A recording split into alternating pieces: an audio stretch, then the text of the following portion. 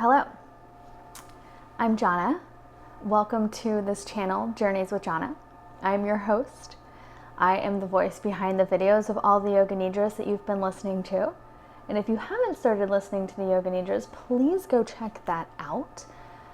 This week, I wanted to share with you my own personal story of my experience with Yoga Nidra, how I discovered this practice, how it affected me, and the benefits that I have seen in the years following since through a consistent practice with this meditation style.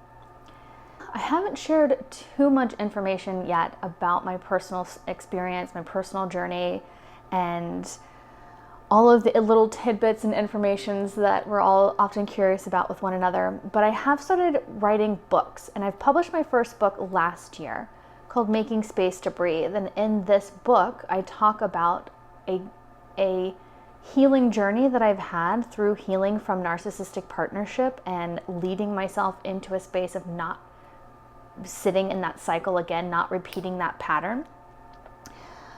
And that was sort of where everything started with me. I was first introduced to Yoga Nidra during my experience with yoga teacher training in Bali in 2019.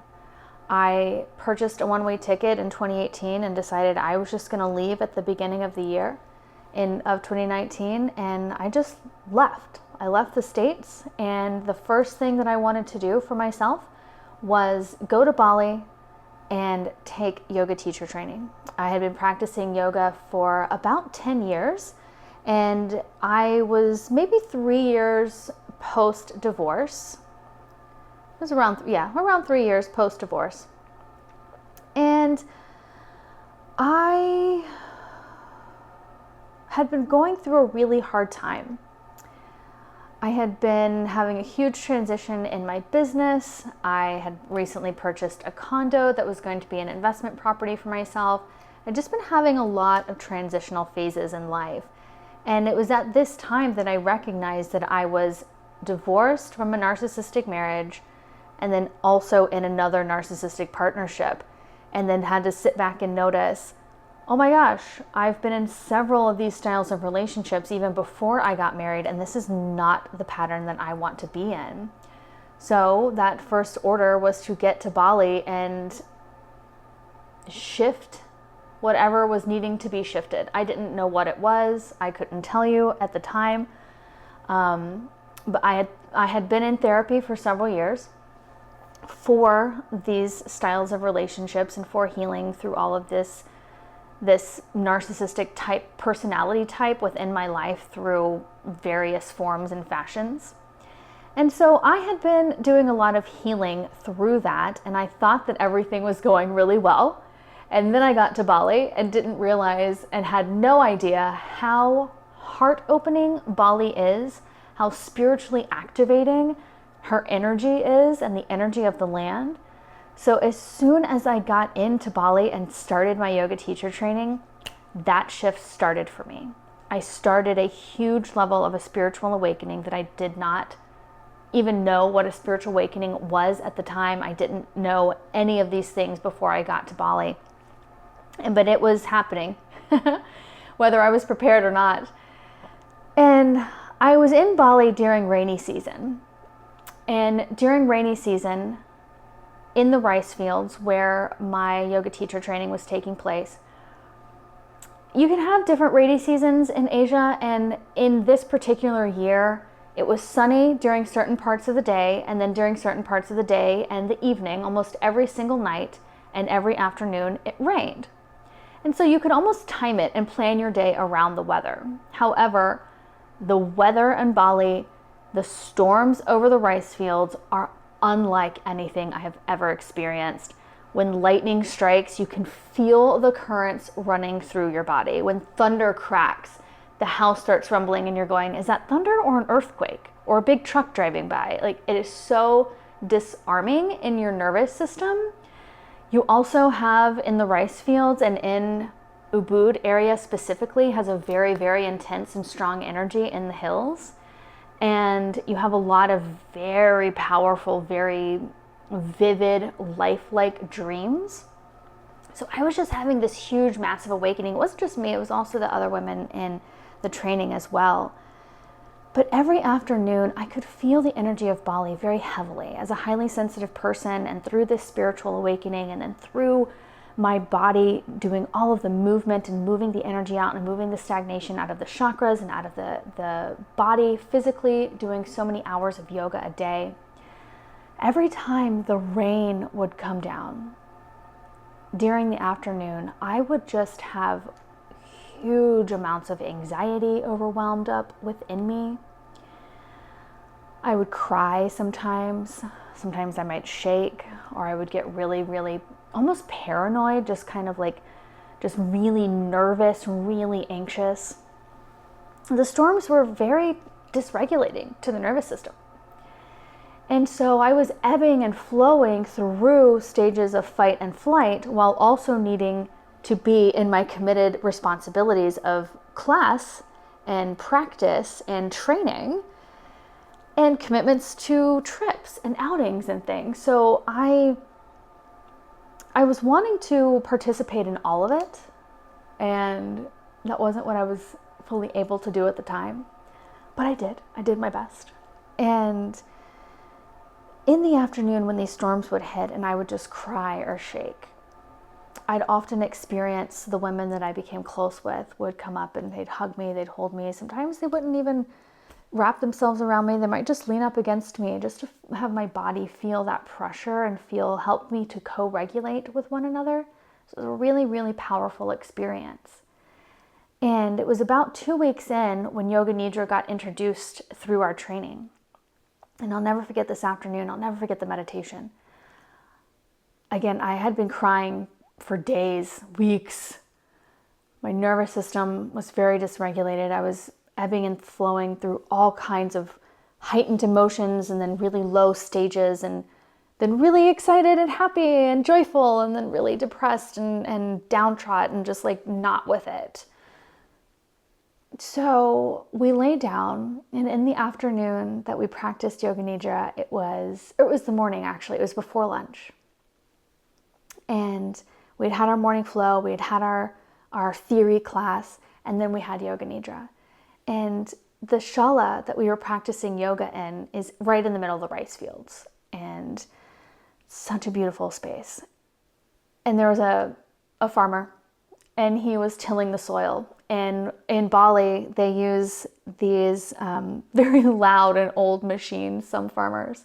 And this was a diesel machine, and it was very loud and just making all kinds of puttering sounds and all kinds of just loud diesel noises.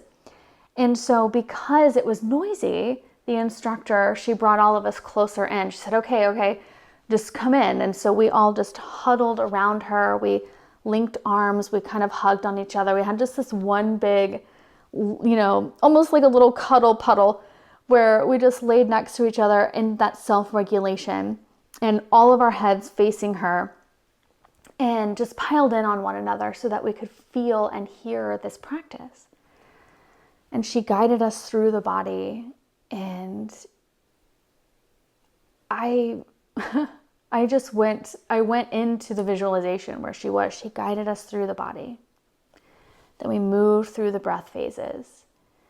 And then we get to the visualization, and she starts talking about a park. And she selects this park, and in my mind's eye, I was sort of viewing like a Central Park vibe. I've never been to Central Park, but that was what was coming up for me. And as she walked us through this meditation and this practice, I totally zoned out the farmer and his machine that was maybe 30 feet away. And I almost didn't even feel the bodies next to me anymore. I felt warm and secure and safe. And by the time we woke up and were pulled out of the space and out of our final Sankalpa repetition, I got up and just went, oh my God, I feel amazing. That paranoia that I had been feeling, gone. The anxiousness, gone. The fear of the afternoon storms, gone. For the next several weeks, I enjoyed the storms from one practice. Of course, we all then went around for the next several weeks, and each day somebody taught a Yoga Nidra or guided a meditation. So we were meditating for several hours a day. It was helping, obviously, of course, when you're in that kind of space, but it made such a radical shift in just this one meditation. That was the introduction to our meditation courses throughout the rest of the training. And I felt so amazing. I felt like me. I felt that the noise of the world had fallen away. The stress of what I had been going through and grieving through, and all of those layers of grief that I was moving through, all of that faded away. I felt like the dysregulation in my nervous system, all my chakras aligned, all my nervous system pressure points got in sync with one another. I started sleeping really well. Myself and the rest of the women in the group, our dreams were still very vivid, but weren't as dramatic, I guess I could say. weren't as dramatic. And this intuition started waking up in all of us. We started really, really getting a sense of why we were in that space, why we were in Bali, why we were called there at that time, what was going on in our lives. We really started having these awakening points and moving through these awakening experiences with more ease and grace and acceptance, rather than feeling this space of fear and anxiety and overwhelm, which comes up a lot during a spiritual awakening, a whole bunch. So I noticed within myself and within the whole group, everything, the energy just started shifting. The more we meditated, the more that the practice went through, the more that each of us brought forth our own meditative practices and our own voices and our own vibrations. Our group was like a totally different energy by the time it ended a month after this experience. And because that was so life-altering in that one instance, that one experience, that one morning of Yoga Nidra, I have stuck with it since 2019. That and yoga have been two of my tools that I use daily, if not every other day, in order to help keep my nervous system regulated, in order to stay out of states of chronic stress, in order to stay out of states of overwhelm and exhaustion. I use these tools. These two tools are very, very, very important. And I have other tools that ebb and flow, and I'm going to talk about more of those as these videos go on together. But for now, with the Yoga Nidra, it is such a wonderful meditation. I can say that I believe that this style and this practice is helpful for a vast majority of us. If not at this point in your life, but at some point in your life. Maybe it's a tool that you keep in the toolbox and you pull out as needed. And that's going to be different from all of us, or for all of us. Let me grab some of my tea with my cute kitty cup. Oh my God, I love tea. I just love herbal teas.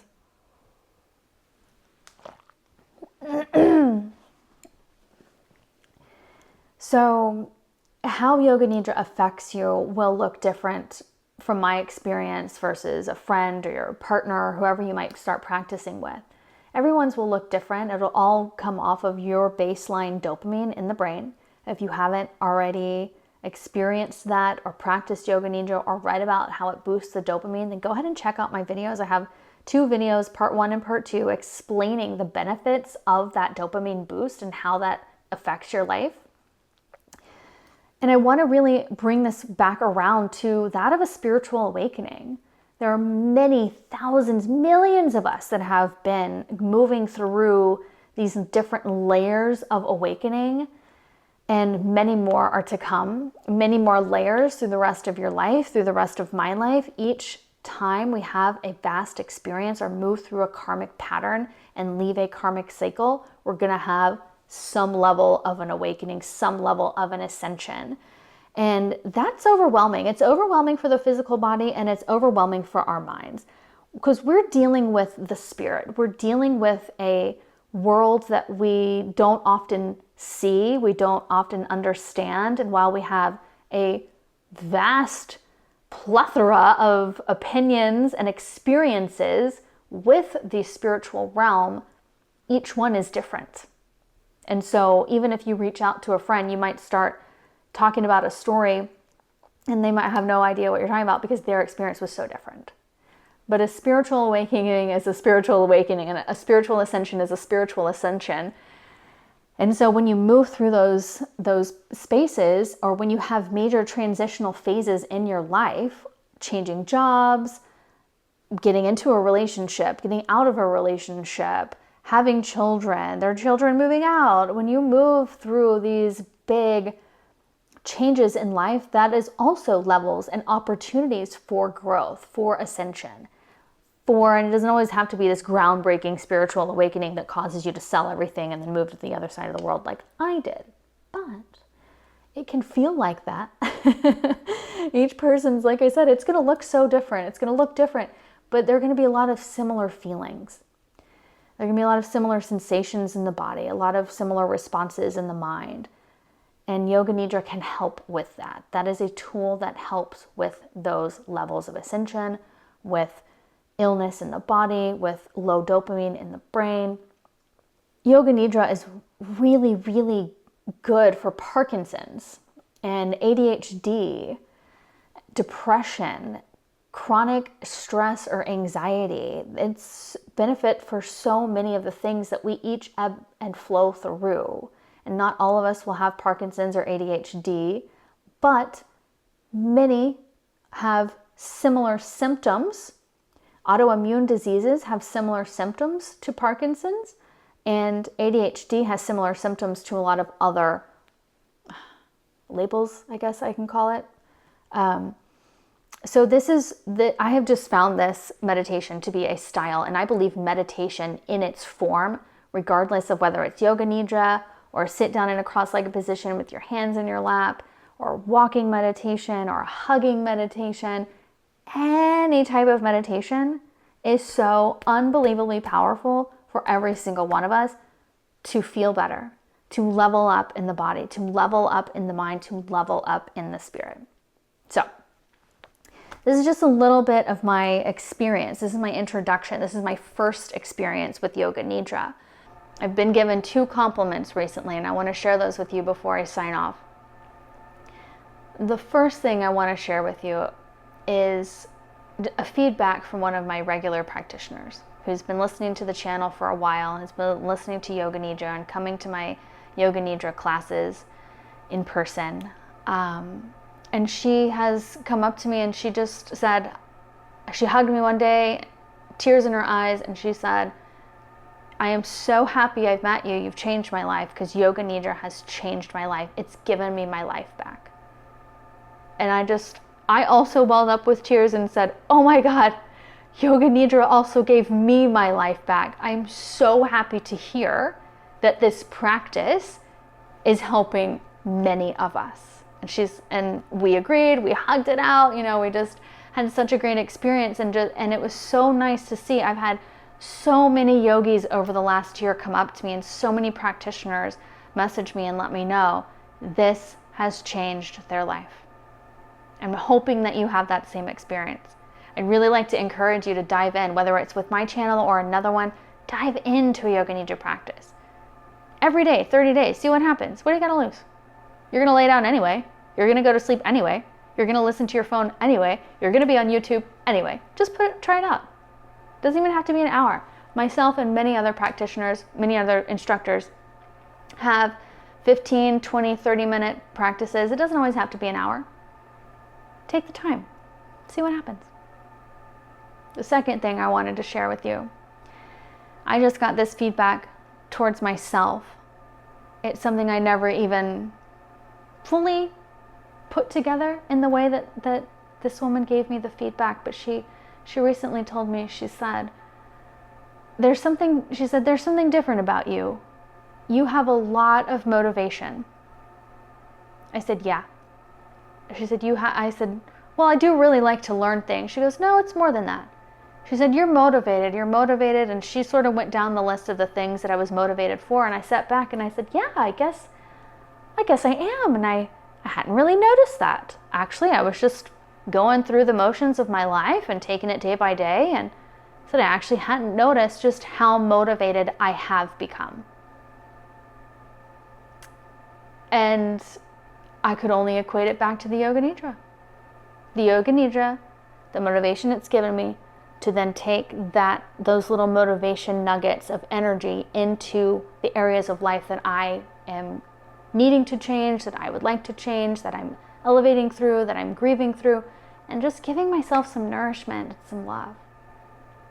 So this is my experiences. Just couple of little stories there to give you an idea of how this practice could potentially help you or someone you know.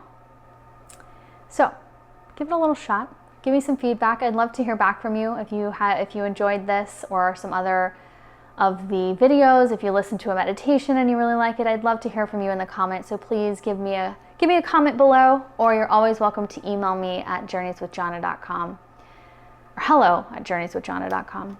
So I hope to hear from you at some point and that we connect. Otherwise, have a wonderful, wonderful day or night or week or whenever you're watching this, and I will check you out with another meditation soon.